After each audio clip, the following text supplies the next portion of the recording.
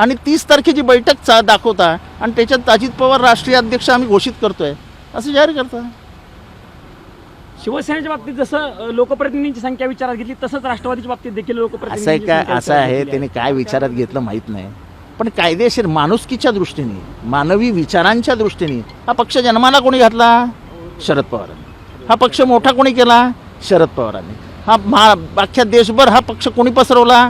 शरद पवारांनी. तुमचा काय अधिकार हो या पक्षावरती? तुम्हाला उपमुख्यमंत्री कोणी केलं? शरद पवारांनी. तटकरांना इरिगेशन मिनिस्टर आधी राज्यमंत्री कोणी केलं? शरद पवारांनी. तुम्हाला फायनान्स मिनिस्टर कोणी केलं? शरद पवारांनी.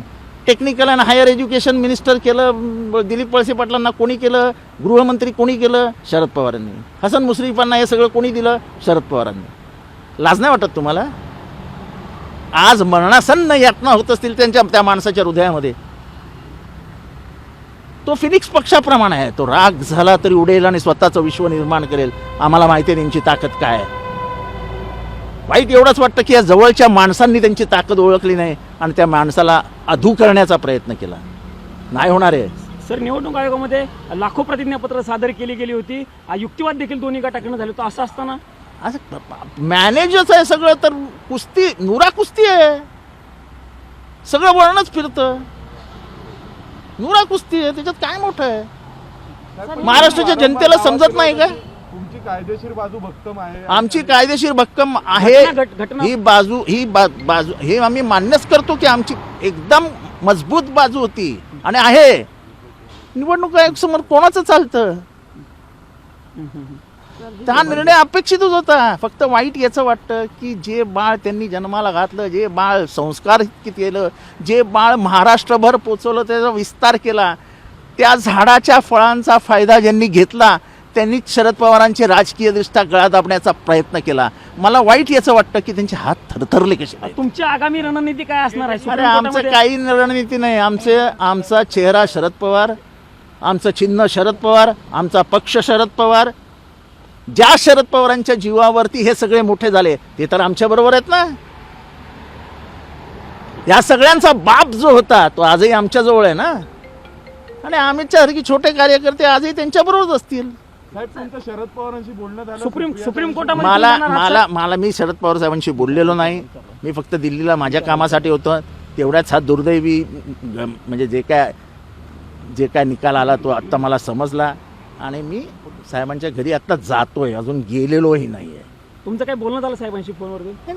हा निर्णय अपेक्षित होता हो. असं काय अनपेक्षित काही घडतंय असं नाही आहे. पण साहेब, त्यांनी एक प्रकारे जे शिंदे गटाच्या वेळेस जे फॉर्म्युला वापरला तसाच फॉर्म्युला वापरल्यासारखं दिसतंय. लोकप्रतिनिधींची संख्या अहो असं आहे की काल सरन्यायाधीशांनी चंदीगडच्या निवडणुकीबाबत काय सांगितलं की या देशामध्ये लोकशाहीची हत्या होते आहे. ह्याच्यापेक्षा मोठं विधान अजून काय करावं त्यांनी? इथे लोकशाहीच राहिलेली नाहीये. सर, आपल्याकडून काही नावं दिली जाणार आहेत त्या निवडणूक आयोगामध्ये? काही मी विचार तुम्हाला केला आहे? काय सांगितलं? आमचा पक्ष शरद पवार. अजून वेगळं काय सांगू? अहो शरद पवारांच्या पोटी हे जन्माला आले नसते. पोटी म्हणजे राजकीय. तर यांचं काय झालं असतं? कोणी विचारलं असतं यांना? सर, इलेक्शन सिंबल पे जो केस चल रहा था वो अजीत पवार फैक्शन के फेवर में गया है, कैसे देखते हैं आप? वो जाने वाला ही था. उसमें कोई नई बात थोड़ी है. ये तो हमको जिस दिन हमारी नेशनल रिकग्निशन उन्होंने निकाली तभी हमें पता चला था कि ये सब हो रहा है. और अजीत पवार को पार्टी में लेके उसको उप मुख्यमंत्री बनाना ये सबसे बड़ी गलती थी हमारी.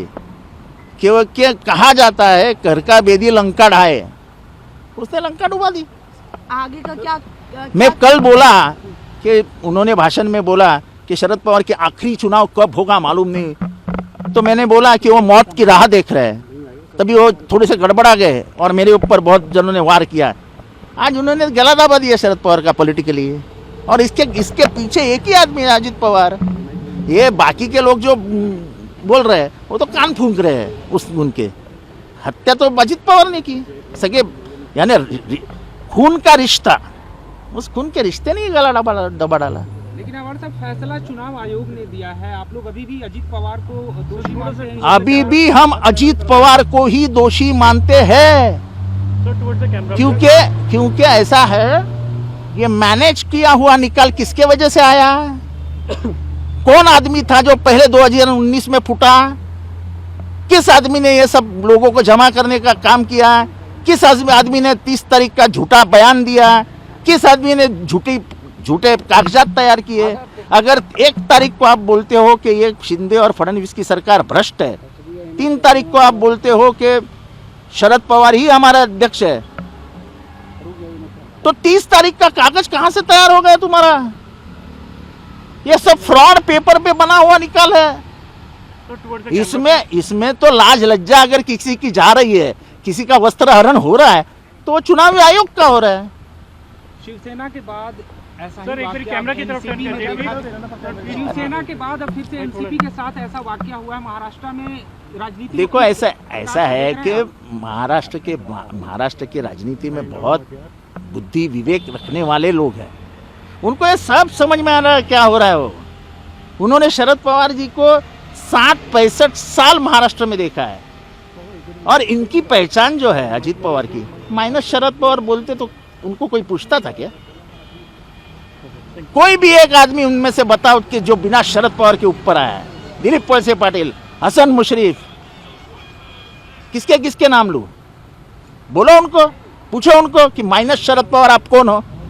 अरे कल तुम उसके मौत के बारे में बात कर रहे थे, आज गला दबा के उसकी पॉलिटिकल मृत्यु के कारण बन गए हो। लेकिन वो फिनिक्स है, फिनिक्स जैसा पक्षी रहता है ना, जो राख से उठ के ऊपर आता है, वो शरद पवार है। आगे वैसे वाला कदम क्या होगा? अरे आगे वाले ना, हम मजबूत है महाराष्ट्र में, हमको कोई डर नहीं है। हमारे पास शरद पवार है, जिन्होंने आज तक इनको पॉलिटिकल जन्म दिया और उनको जिंदा रखा। वो शरद पवार हमारे पास है। मौत इनकी आएगी पॉलिटिकल, हमारी नहीं।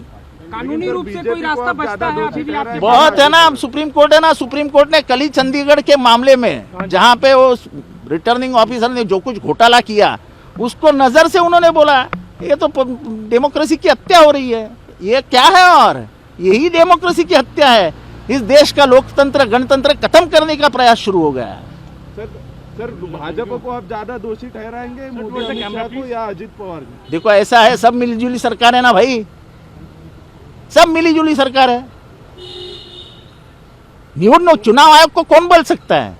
अजित पवारांच्या वकिलांनी ट्विट केलं, अजित पवारांनी ट्विट केलं त्यांच्या गटाकडनं की आमच्या वकिलांनी केलेला युक्तिवाद आम्ही मान्य करतो आहोत, आणि त्या अनुषंगाने आम्हाला निकाल बरोबर आहे ना। शरद पवार हुकुमशाह होते, शरद पवार मनापर सारखा पक्ष वागवत होते, शरद पवार स्वतःचेच निर्णय स्वतः घ्यायचे, तेच चुकलं ना। तुम्हाला उपमुख्यमंत्री करण्याचा निर्णय शरद पवारांचाच होता। ठीक है sir, thank you sir, thank you sir. ABP माझा, उघडा डोळे बघा नीट।